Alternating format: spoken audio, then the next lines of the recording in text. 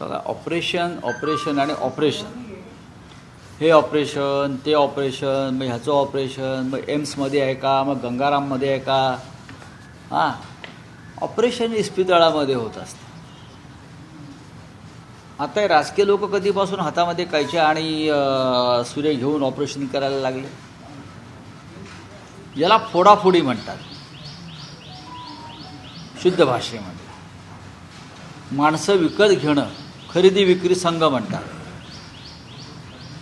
आणि महाराष्ट्रामध्ये आणि देशभरामध्ये गेल्या 12 वर्षामध्ये यापेक्षा वेगळं काही चाललेलं नाही.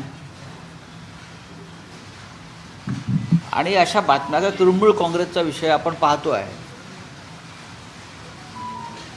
20-22 खासदार गेले. कुठल्या तरी nationalist citizen party of India नावाच्या एका आंतरराष्ट्रीय पक्षात त्यांचा प्रवेश झाला आहे. इंटरनॅशनल पार्टी आहे त्यांची. आता ह्याला तुम्ही भारतीय जनता पक्षाची भूक म्हणणार, हाव म्हणणार. पण शिवसेनेच्या बाबतीत तुम्ही ज्या बातम्या देताय त्या चुकीच्या आहेत, एवढंच मी सांगतो. आम्ही बोलतोय त्यांची वेगवेगळी अचानक त्यांना उभारणी झाली की उद्धव ठाकरे भेटत नाही, आमच्या पक्षाला निधी मिळत नाही, आदित्य ठाकरे महाराष्ट्रात फिरत नाही, असं त्यांना अचानक उभारणी झाली. आणि ते आता बऱ्यापैकी असं त्याने कधी कोणाला सांगितलं? आम्हाला कोणी सांगत आहे. एक लक्षात घ्या, उद्धव ठाकरे यांच्या इतका लोकप्रतिनिधींना आणि कार्यकर्त्यांना भेटणारा नेता या क्षणी महाराष्ट्रात नाही. शरद पवारांनंतर शरद पवार भेटतात, उद्धवजी भेटतात, आम्ही सगळे भेटत असतो. मातोश्रीचे दरवाजे सदैव सगळ्यांसाठी उघडे असतात. तुम्हाला जे कोणी सांगतात ते असं आम्हाला आतापर्यंत कोणी तक्रार घेऊन आला तर मला दिसत नाही. ग्रामीण भागातले खासदार मुंबईत आले की ते हमखास उद्धवजींना भेटतात. विधिमंडळाच्या काळामध्ये आमदार येतात तेव्हा उद्धवजींना भेटतात. त्याच्यामुळे ह्या तुमच्यापर्यंत आलेली जी बातमी आहे ती पूर्णपणे चुकीची आहे.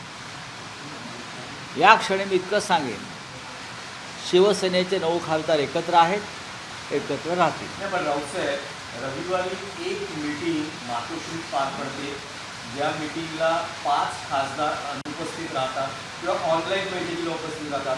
पण त्यापैकी एक संजय देशमुख दुसऱ्या दिवशी सकाळी दिल्ली गाठतात आणि केंद्रीय मंत्र्यांना भेटतात. हे कसं काय? म्हणजे उद्धव ठाकरेंचा धाक किंवा उद्धव ठाकरेंचा संपर्क संवाद कमी पडतोय का? आमच्याकडे जर ईडी असतं तर धाक कायम आला असता. सध्या धाक म्हणजे काय आहे? मोदींचा धाक, अमित शहांचा धाक हा व्यक्तिगत धाक नाही आहे. हा CBI ईडी त्याच्या हातामध्ये आहे म्हणून हा धाक. उद्या सत्तेवर नसाल तर तुमचा कुठला धाक मला सांगा ना. ते खासदार मागच्या दाराने निघून जातात, माध्यमांना भेटतात, त्यांना कसली विचार नाही तर डर कशाला? तोंड लपवत का फिरतात मग? त्यांना विचारा ना. सर, धाक नाहीये, तुम्ही एक सांगा, पण एक मॉरल रेस्पॉन्सिबिलिटी आहे. पक्ष नेतृत्वाने बैठक बोलवली आहे, त्यात प्रेझेन्स असणं खूप गरजेचं आहे. आणि दुसऱ्या दिवशी फिजिकली प्रेझेंट दिल्लीत पोहोचतात, पण मुंबईत 5 राज्य सोडून तुमचा खासदार दिल्लीत पोहोचतो केंद्रीय मंत्र्यांना भेटण्यासाठी. भेटू द्या. खासदार बघा तुम्ही काय उलट तपासणी घेताय का? नाही, तुम्ही का उलट तपासणी प्रश्न विचारा. तुम्ही उलट तपासणी नाही घ्यायची. एक सांगतो मी तुम्हाला, हां, पत्रकाराचे प्रश्न पत्रकारासारखे विचारायचे. एका मंत्र्याला एक खासदार भेटला, काय तेवढं आपण सगळ्यांनी आतडी पेटून विचारण्याचं कारण काय? उद्या तर मला प्रधानमंत्री भेटले माझ्या कामासाठी, त्यांना भेटेन ना मी. माझं तर तितकंच महत्त्वाचं काम आहे तर मी जाऊन प्रधानमंत्र्यांना भेटेन. जर एखाद्या राष्ट्रहिताचं काम असेल तर मी नक्कीच प्रधानमंत्री एका पक्षाचा नाही, प्रधानमंत्री हा देशाचा आहे. मुख्यमंत्री हा देशाचा राज्याचा आहे, मंत्री हा राज्याचा आहे. महाराष्ट्रातल्या अनेक मंत्र्यांशी मी स्वतः चर्चा करतो लोकांच्या कामासाठी. आमची राजकीय भांडणं आम्ही लढू ना. आता गृह खात्यांच्या बैठकामध्ये अनेकदा अमित शहा बसलेले असतात आमच्यासमोर, आमचा संवाद होतो. का होऊ नये? तुम्ही एक आमचा खासदार मंत्र्याला भेटला याच्यावरून तुम्ही जे काय आता चित्र रंगवत आहे चुकीचं आहे. पण तुम्ही जेव्हा गृहमंत्र्याला भेटत तेव्हा मंत्रालयाला निघून जाते, तुम्ही दररोज माध्यमांना राऊत साहेब, त्या बैठकीत खासदार संजय देशमुख यांनी कारण दिलं ऑनलाईन बैठकीचं की त्यांच्या घरी काही लग्न सोहळ्या, मुलीच्या लग्नाची जुळाजुळ आहे, त्यामुळे ते उपस्थित राहू शकत नाही. पण तेच खासदार तेच कारण असताना दिल्लीमध्ये येतात आणि मंत्र्यांना भेटतात. खासदार ऑनलाईन बैठकीत सामील झाले. ही सूचना सरकारची आहे ना, ऑनलाईन काम करा म्हणून.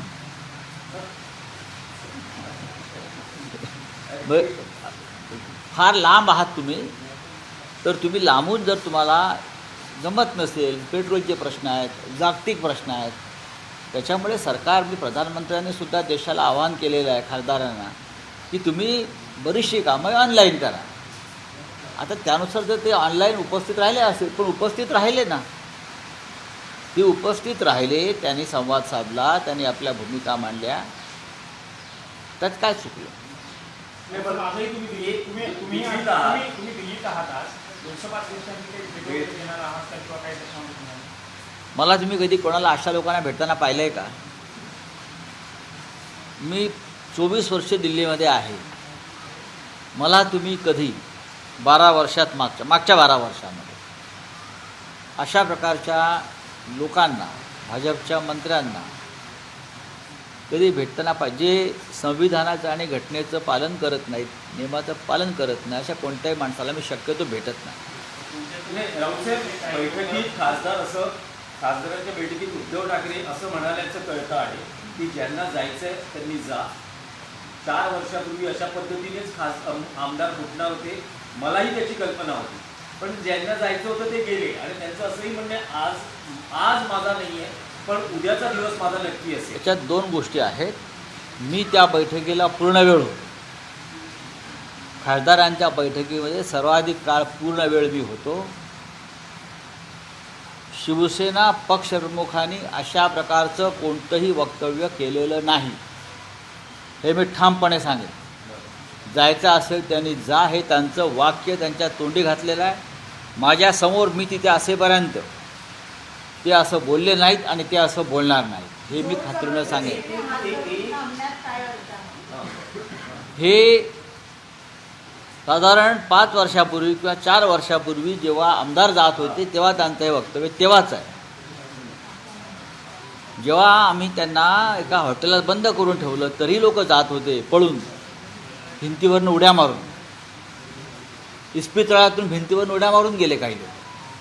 तेव्हा ते रागाने म्हणाले की अशा तऱ्हेने डांबून ठेवून का उपयोग. ह्या क्षणी, ह्या वेळेला त्यांनी अशा प्रकारचं कोणते विधान केलेलं नाही, एक लक्षात घ्या.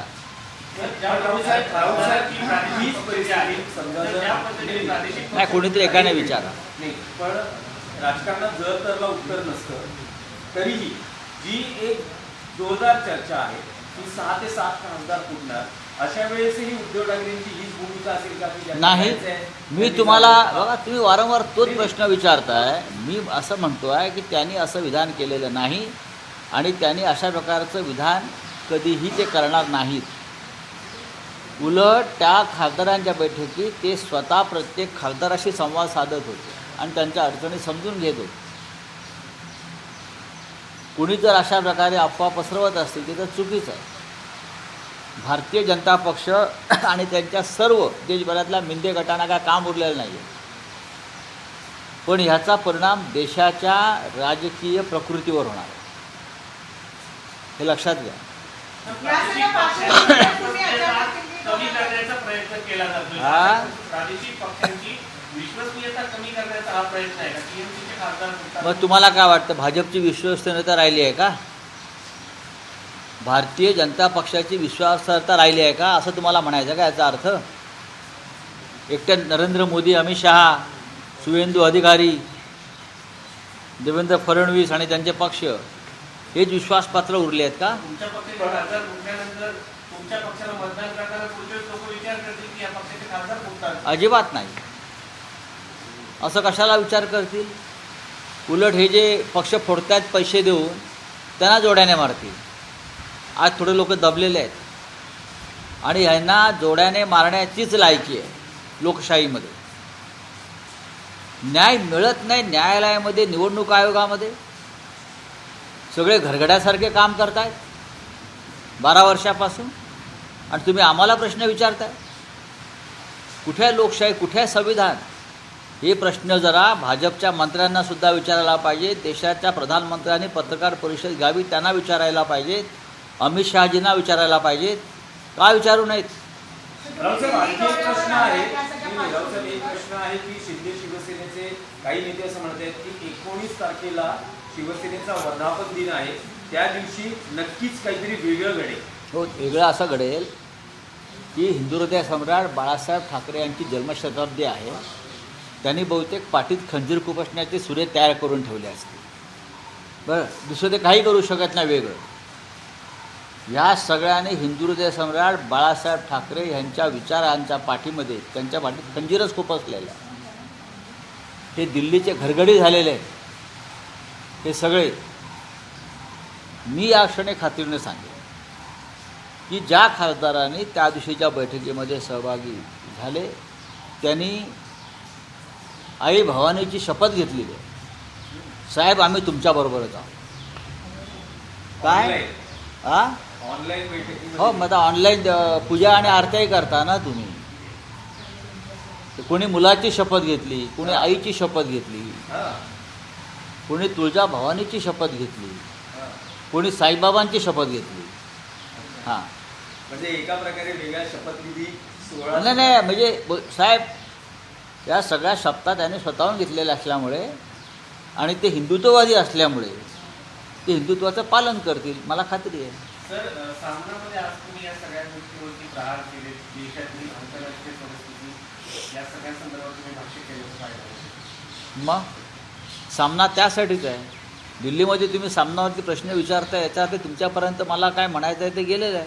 नाही रावसाहेब, आणखी एक महाराष्ट्राच्या राजकारणातला विषय आहे आणि तिथे स्वतः एकनाथ शिंदे ज्या जिल्ह्याचे पालकमंत्री आहेत तिथे त्यांना सोहळ्यांना बोलवलं जात नाही आणि शिंदे शिवसेनेच्या पदाधिकारी कार्यकर्त्यांना आंदोलन करावं लागतं. आता असं गणेश आहे, नाईकांच्या विरोधात आंदोलन करता आहे. मग करू द्या ना, लोकशाही आहे. हा ठाणे जिल्ह्यातला वाद जुनाच आहे आणि हा शिवसेनेत असल्यापासूनचा वाद आहे, हे पण तुम्हाला मी सांगतो.